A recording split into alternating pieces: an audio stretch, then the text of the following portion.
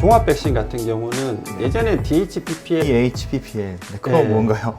DHPPL라고 예전에는 5종 백신을 많이 맞았는데 네. 그게 뭐냐면 이제 D가 디스템퍼, 네. 홍역이죠. 네. 그리고 홍역.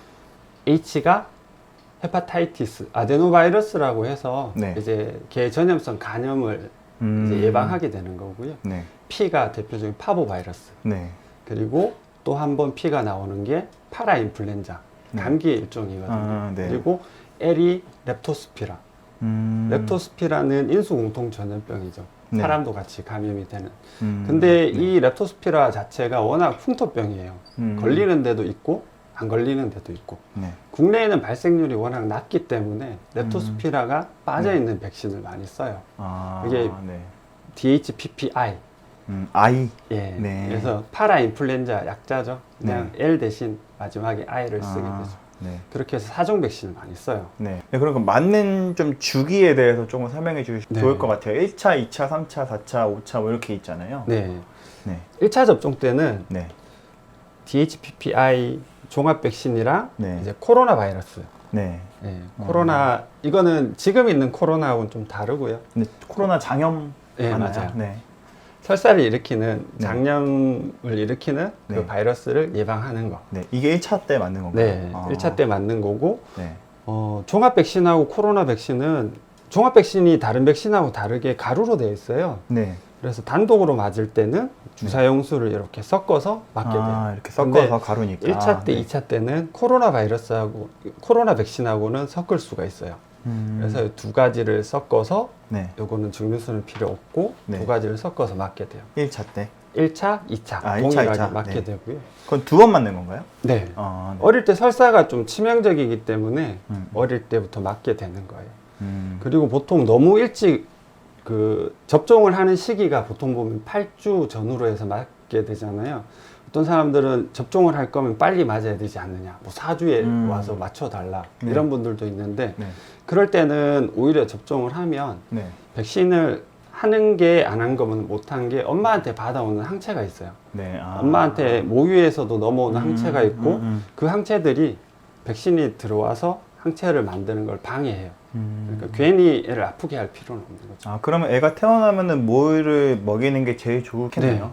모유에서 네. 그런 항체도 넘어오니까 꼭 그럼 먹이시는 모유를 거죠. 못 먹이는 상태일 때는 어떻게 해야 되나요? 그럴 때는 일찍 백신을 하고 싶으면 네. 항체 검사를 해야 되잖아요. 네. 근데 실제 이제 너무 작은 애들한테 혈액을 체열해서 검사하기는 좀 네. 까다롭지만 네.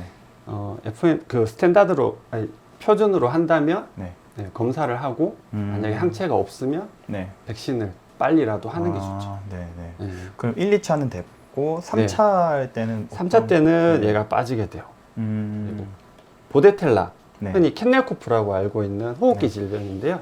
요거는 같이 두 가지 백신을 섞을 수가 없어서 증류수로 이렇게 섞게 돼요. 그렇게 해서 두 가지 주사를 맞게 돼요. 네.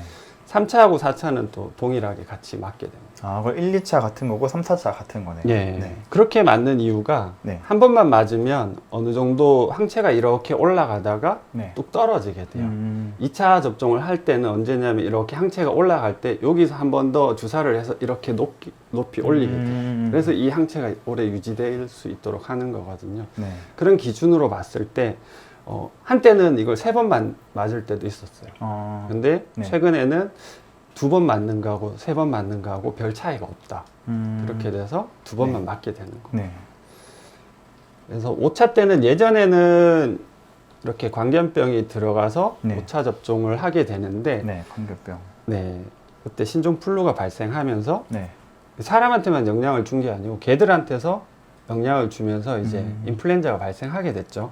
근데 뭐 이렇게 세 가지 다 맞아도 상관없어요. 근데 너무 많은 백신을 하면 네. 항체 형성할 때 애들도 힘드니까 이렇게 건강하게 항체를 형성하라고 두 가지 정도 백신을 네. 하게 되고요. 5차 때는 종합 백신이랑 인플루엔자 백신을 하게 돼요. 네네네. 네, 이제 종합 백신 5번에서 끝나게 되고 그다음에 인플루엔자랑 네. 광견병. 이렇게 해서 6차가 완성이 네. 되는 거네요.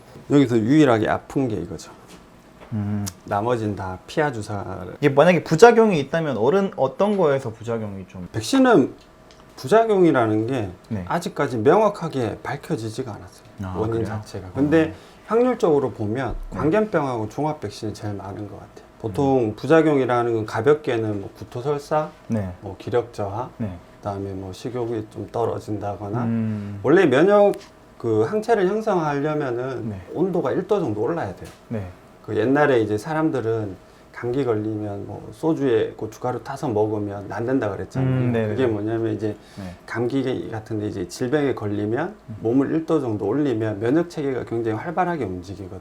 그런 과정에서 열이 나니까 조금 기력도 떨어지고 밥도 네. 좀 안 먹게 되고 음. 설사하게 되고 뭐 변이 묽어지는 거 음. 뭐 간혹 토하기도 하고 그런 게 한 2, 3일 안에 끝나면 괜찮은데 네. 이게 오래 지속되면 좀 문제가 되는 거죠.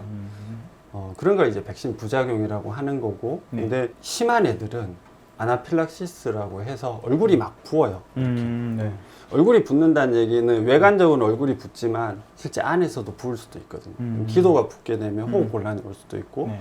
장이 붓게 되면 굉장히 심한 장염이나 이런 게 나타날 수도 있어요. 네. 심한 경우는 네. 사망하기도 하고요. 아, 그럼 투어는 그거가 어느 정도까지 한 2, 계속 3일 되는지. 정도 아기가 좀 기력 떨어졌다가 컨디션이 돌아오면 괜찮은데 네. 이게 컨디션이 안 돌아오고 계속 그러면 병원을 꼭 방문하셔야 아, 되고요. 네. 근데 또 너무 어린 애들, 뭐 1kg 전후인 애들이 하루 정도 밥 안 먹으면 안 되잖아요. 네. 그래서 밥을 너무 안 먹으면 병원 가서 확인하고 네. 처치 받으시는 게 좋아요.